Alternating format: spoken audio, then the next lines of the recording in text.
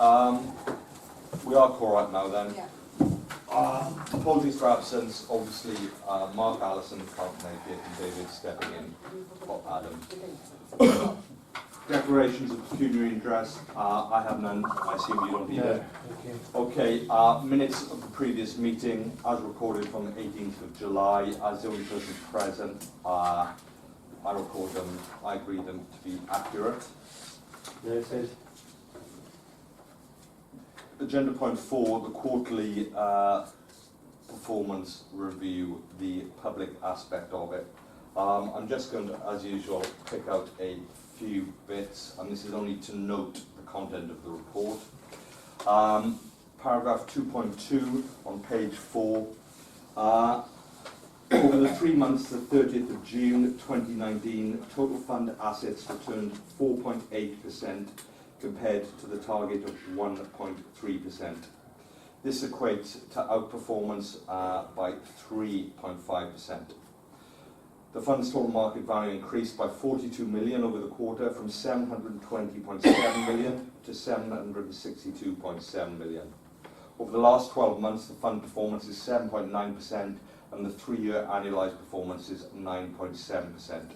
The annual performance target is 5.5%. Hey, good. Sorry, I didn't know you were coming, so we just started. You've only just missed a couple of things. Okay, thanks. During the quarter, the fund continued implementing its new investment strategy. And in the quarter, the fund also moved assets onto the private market investments. 4.4 million was invested in infrastructure and 1.9 million in private debt. All of which is particularly good given the wider market background and outlook, where global economic growth has continued to decelerate amid the uncertainty associated with trade and technology conflicts, something that we highlighted in the annual report.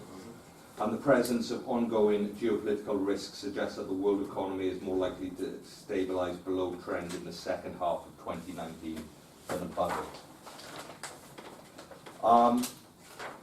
I believe this point is open as well. Strategic asset allocation. The total allocation to global equities increased to 52.8% over the quarter, thereby being 12.8% overweight relative to the strategic allocation. And I remind everyone that strategic allocation is the earmarked percentage of the fund that we want in a specific type of asset. This is because the global equities are overperforming. Well, not overperforming, but are performing very well and outperforming the rate by which we are transitioning them to other forms of asset. That is everything that I want to raise with regards to the open part, the public part of the quarterly performance review. Before we go on to any other business, are there any questions that people want to raise or points that people want to make for the public with regards to the quarterly performance review? I would say it's remarkably strong, so it is pleasing to say the least. Owen, thank you. Clearly I'm a sub here today, and I've not been to one of these meetings before. So I've read the papers perhaps more closely than sometimes one does. And I also noted that strong performance and thought that was extremely encouraging. I was interested in your comment there about the reason that we're still at 52% plus when the strategy set 2 years ago was to get down to 40% for equities.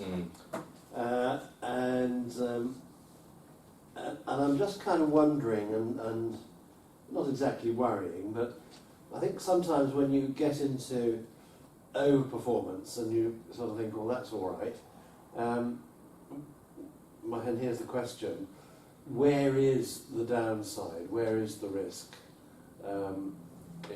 Could we see that disappearing as quickly as we found it appearing? So, to be absolutely clear, I'll give you my take, and then I'll be corrected by the experts. Right? The strategy was set about 18 months ago, and my first meeting as chair of pensions, we noted a very poor quarterly performance because of overexposure to equities. This reinforced the fact that the strategy was set 18 months ago, wanted to reduce our total exposure to equities to 40%, as you said. Since then, our holdings in the equity market have constantly kept on performing at a rate greater than our transition, right? So we keep on removing the stocks from them, but the remaining stocks keep on rising at a greater rate than we're removing. We're not slowing down in our transition, and our sort of objectives, as clearly stated from my perspective as chair, remain principally value for money for both members and members of the scheme and residents. The transfer to the new strategy, the transfer to the Civ where appropriate, and obviously in the case of this, quarterly monitoring.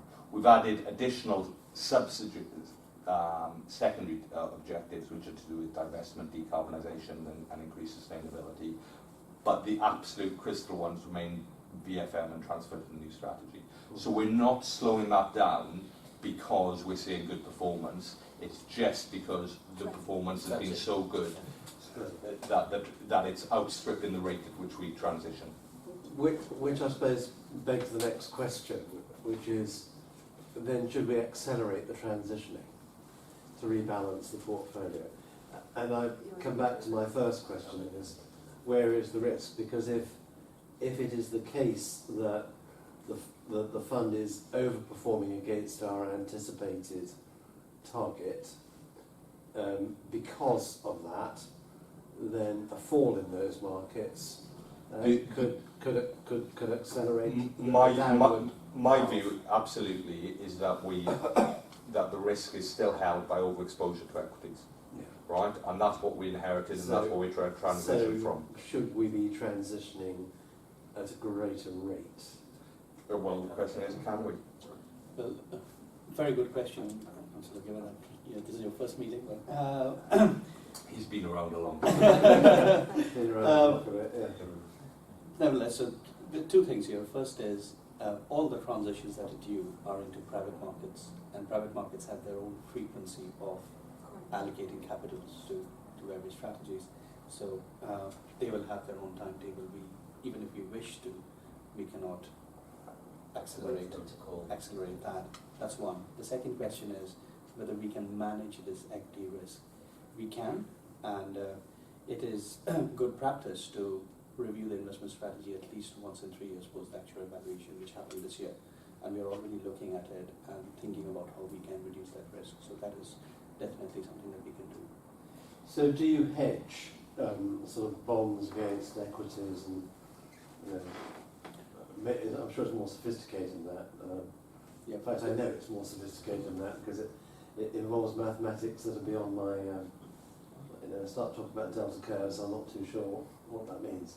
But if you yes, sort of that is definitely strategy. One of the options in our 2019 investment strategy, where we intend to propose something which is more holistic. We call it risk management framework that we intend to bring into the strategy. And that's something that we're going to be discussing in part 2 of this. Okay. Is specifically the risk management framework, which is going to cover, I'm just going to give the headlines for the record.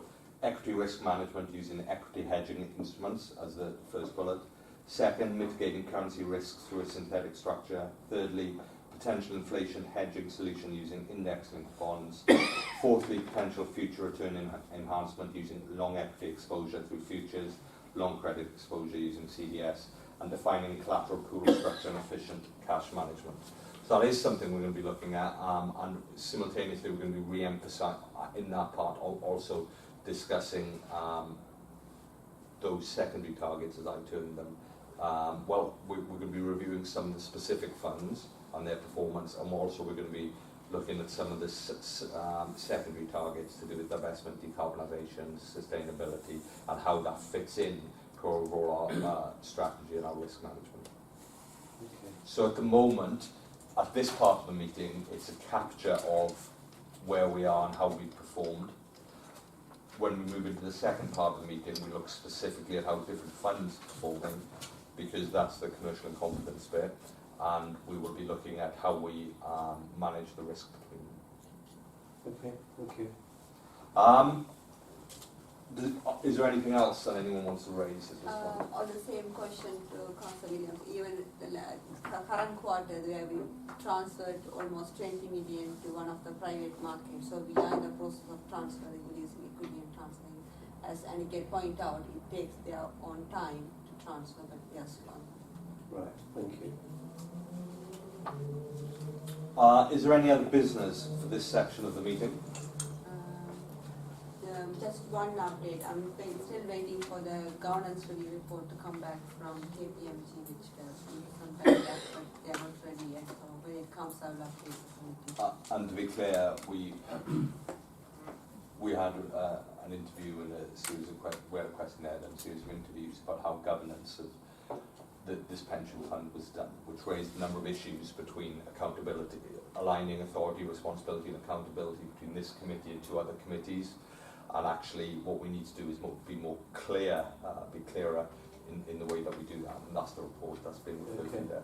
So hopefully it will be, potentially we'll be changing structures in the future to make it clearer as to the accountability and how that works. Thank you. Anyone else, please? In which case, I resolve that the public are excluded from the meeting during consideration of the next reports on the grounds that they're exempt from disclosure for the reasons stated in the reports.